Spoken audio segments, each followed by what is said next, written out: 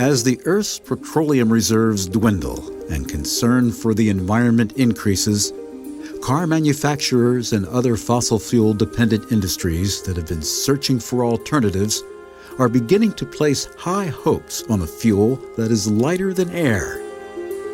A fuel that has been lifting rockets into space for decades and yet is so clean, its only emission is water vapor. That fuel is hydrogen. It is the most fundamental element in the universe, the fuel of stars. With only one electron orbiting a single proton, its atoms are an integral part of all organic matter, and it is the main component of the most abundant chemical compound on Earth, water. But we cannot fill our cars and rockets with water, at least not yet. And so in order to obtain hydrogen, it has to be extracted from water or other hydrogen-rich compounds. Hydrogen gas is highly combustible, and although it is burned as rocket fuel and in some experimental combustion engines, it is not as efficient as gasoline, and its storage under pressure is difficult and dangerous. For these reasons, most hydrogen-powered vehicles depend on a hydrogen fuel cell to convert hydrogen into electricity that then drives an electric motor, making it 2 to 3 times as energy efficient as a gasoline engine.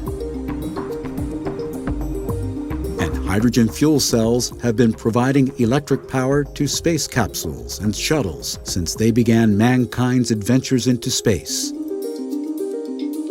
The most widely used hydrogen fuel cell is known as a polymer electrolyte membrane, or PEM fuel cell, that consists of an array or stack of fuel cells connected in series in order to produce the required voltage.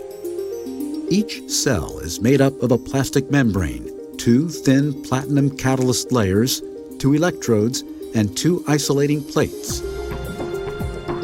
When hydrogen and oxygen are passed through channels in the plates on each side of the membrane, the catalyst splits the hydrogen molecules into protons and electrons. The protons can pass through the membrane while the electrons cannot and have to pass through an external circuit, creating an electric current that is used to power the car. The protons that get through the membrane react with the second catalyst layer and with oxygen from the air to produce water and heat. Hydrogen fuel cells are efficient and clean, but the production of the hydrogen gas itself requires considerable amounts of energy that today still comes mostly from burning fossil fuels. And until a more efficient source becomes economically viable, the hydrogen car remains an experimental vehicle until further notice. And that's fuel for thought shining bright in the stars of science galaxy.